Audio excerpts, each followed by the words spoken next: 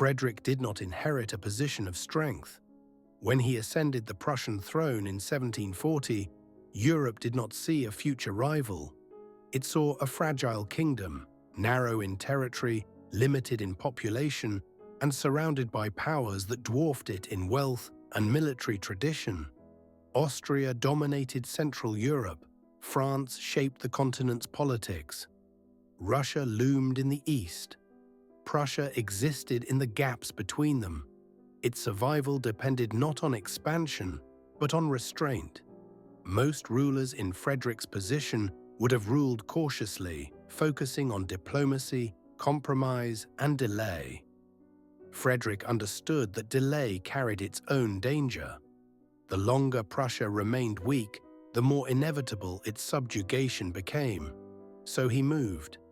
Within months of taking power, Frederick marched into Silesia, a wealthy Austrian province whose seizure shocked every major court in Europe. To outsiders, this looked like youthful recklessness. Frederick was young, untested, and challenging an empire that had ruled the region for generations. But Frederick was not improvising. He understood that power does not wait for permission. Silesia was not chosen for prestige, but for position. It offered economic depth, defensible terrain, and leverage against a stronger neighbor. It was not dominance, but it was durability. Europe reacted exactly as Frederick expected. Austria mobilized, diplomats scrambled, alliances shifted, war followed. At Mollwitz, Frederick faced his first true test. His cavalry faltered, his personal command wavered. By traditional standards, the battle should have ended in disaster. And yet the Prussian infantry held. They held because they had been trained not to think, but to act. Drill replaced instinct. Order replaced fear. While more experienced armies relied on individual courage, Frederick relied on formation. That difference mattered. The victory was narrow. The losses were real. But Prussia did not collapse, and that was enough. Frederick learned quickly.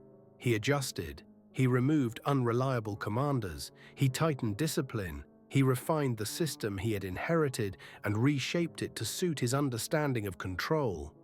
What followed was not a series of reckless gambles, but a pattern of selective engagement. Frederick refused to defend everything. He chose what mattered, abandoned what did not, and concentrated his strength where decision could be forced. In his own words, Frederick speaking directly, he would later write, "He who defends everything defends nothing." This was not justification after the fact. It was the rule by which he governed.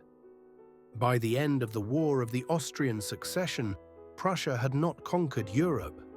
It had done something more important. It had survived its first confrontation with it. Frederick had not proven himself invincible. He had proven himself durable. And durability, he understood, was the foundation upon which all future power would rest.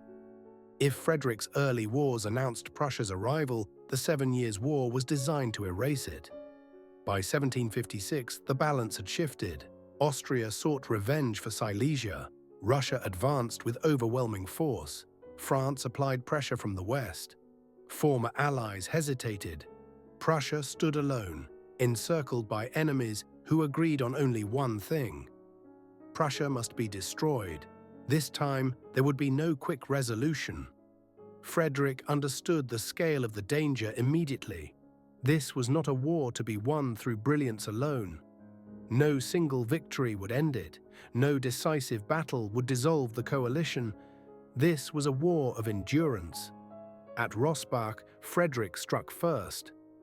Outnumbered and dismissed by his enemies, he maneuvered with speed and precision, collapsing a larger force through timing rather than strength. At Leuthen, he repeated the pattern, concentrating force against a single segment of the enemy line, overwhelming it, and rendering the rest of the army ineffective. These victories entered legend, but they are not where Frederick's true blueprint reveals itself. Because brilliance fades quickly when pressure becomes constant.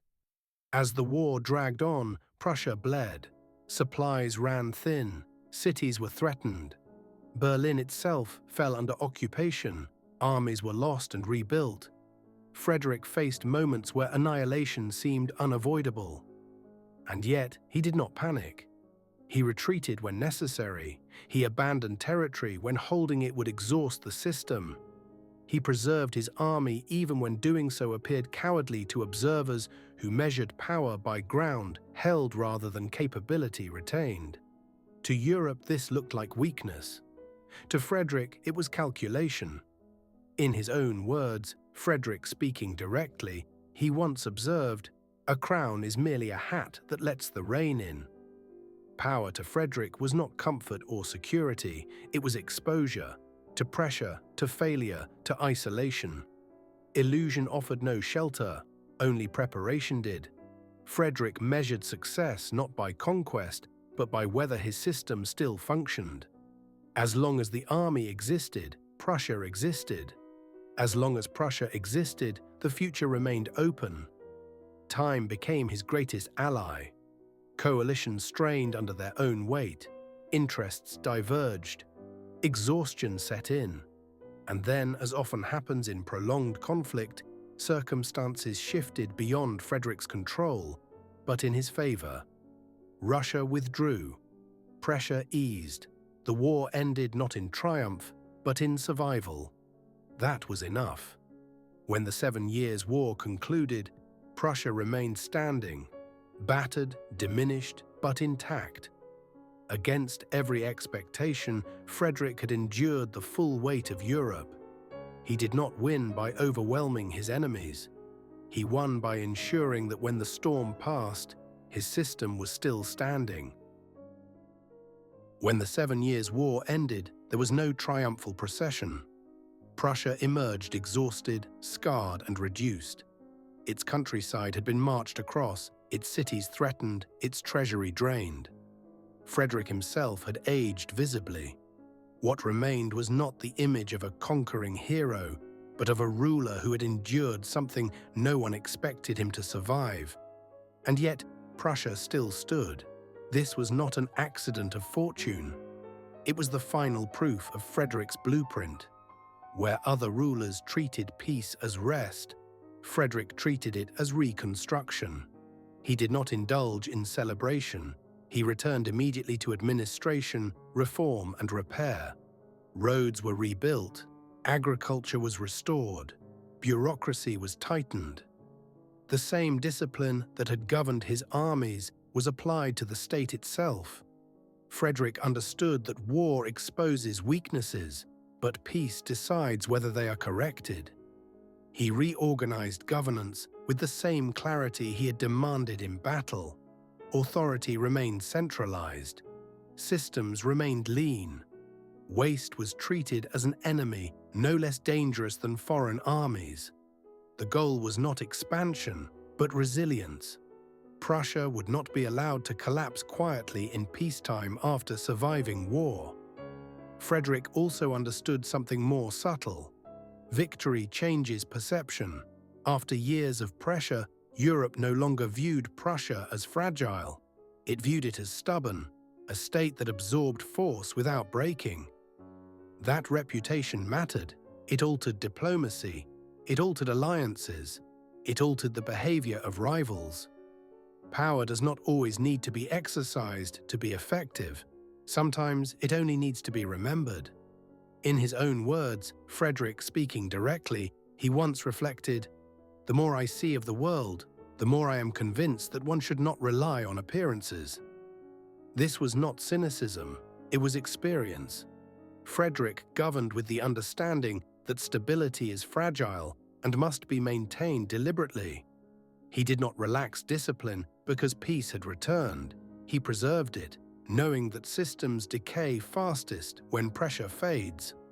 Where other states softened after war, Prussia hardened quietly.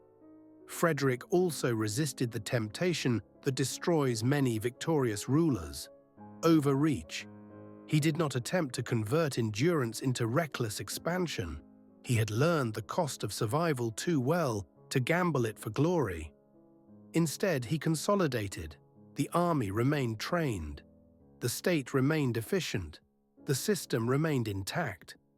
By the time Frederick's reign ended, Prussia was no longer questioned as a power.